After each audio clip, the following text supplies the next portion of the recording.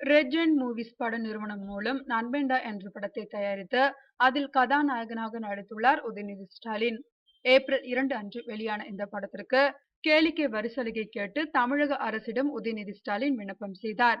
வழக்கம் போல் அவரது படத்திற்கு கேளிக்கை வரி விலக்கு அளிக்க தமிழக அரசு மறுத்துவிட்டது. இதை எதிர்த்து சென்னை ஐகோர்ட்டில் ரெட் ஜெயண்ட்ஸ் நிறுவனம் சார்பில் வழக்கு தொடரப்பட்டது. தமிழில் தலைப்பு வைத்துள்ள தமிழ் கலாச்சாரத்தை வளர்க்கும் விதமாக தயாரிக்கப்பட்டுள்ள திரைப்படங்களுக்கு தமிழக அரசு கேளிக்கை வரி விலக்கு அளிக்கிறது.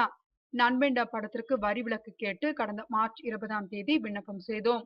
இதனையடுத்து எங்களது படத்தை பார்த்த நிபுணர் குழு நண்பேண்டா படத்தில் ஆபாசம், வன்முறை காட்சிகள் இருப்பதாகவும் ஆங்கில சொற்கள் அதிக அளவில் பயன்படுத்தப்பட்டுள்ளதாகவும் கூறி வரி விலக்கு அளிக்க மறுத்துவிட்டது. இந்த படத்திற்கு சென்சார் போர்டு அனைத்து தரப்பினரும் பார்க்கக்கூடிய படம் என்ற முறையில் சான்றிதழ் வழங்கியுள்ளது. இதனை கருத்தில் கொள்ள அந்த நிபுணர் குழு தவறிவிட்டது. எனவே எங்களது படத்திற்கு கேளிக்கை வரி விலக்கு அளிக்க தமிழக அரசுக்கு உத்தரவிட வேண்டும்.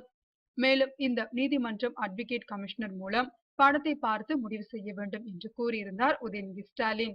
இந்த மனு நீதிபதி எஸ் வைத்தியநாதன் முன் விசாரணைக்கு வந்தது. உதயநிதி சார்பில் மூத்த வக்கீல் பி வில்சன் ஆஜராகி வாதிட்டார். உதயநிதிக்கு ஆதரவாக அவர் குறிப்பிட்ட விஷயங்கள் தான் தற்போது படத்துறையில் சர்ச்சையாகியுள்ளது.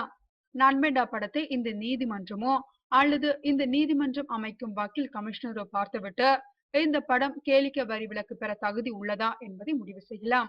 தமிழக அரசு உள்நோக்கத்துடன் மனுதாரரின் படத்திற்கு கேளிக்கை வரி விலக்கு அளிக்க மறுக்கிறது. இந்த படத்தில் ஆபாசம், வன்முறை நிறைந்து இருப்பதாக கூறுவது ஏற்கக்கூடியதல்ல.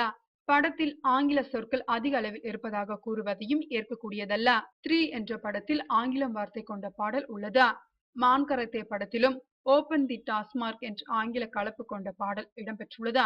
ஆனால் இந்த படங்களுக்கு கேளிக்கை வரி விலக்கு அளிக்கும் போது எங்களது படத்திற்கு அந்த சலுகை வழங்காதது உள்நோக்கம் கொண்டது என்று வாதிட்டார். நண்பேண்டா படத்திற்கு வரி சலுகை கேட்பதை விட்டுவிட்டு தனுஷ் தயாரித்த 3 படத்தையும் AR முருகதாஸ் தயாரித்த மான் கராத்தே படத்தையும் பற்றி நீதிமன்றத்தில் குறிப்பிட்டதன் பின்னணியில் உதயநிதி இருப்பதாக சொல்லப்படுகிறது. பட தயாரிப்பு மற்றும் பட விநியோகத்தில் உதயநிதி ஸ்டாலினை பின்னுக்கு தள்ளிவிட்டு தனுஷ், AR முருகதாஸ் இருவரும் முன்னிலையில் உள்ளனர். அது பொறுக்காமல் தான் அவர்களின் படங்களை பற்றி கோர்ட்டில் போட்டு உடைத்தது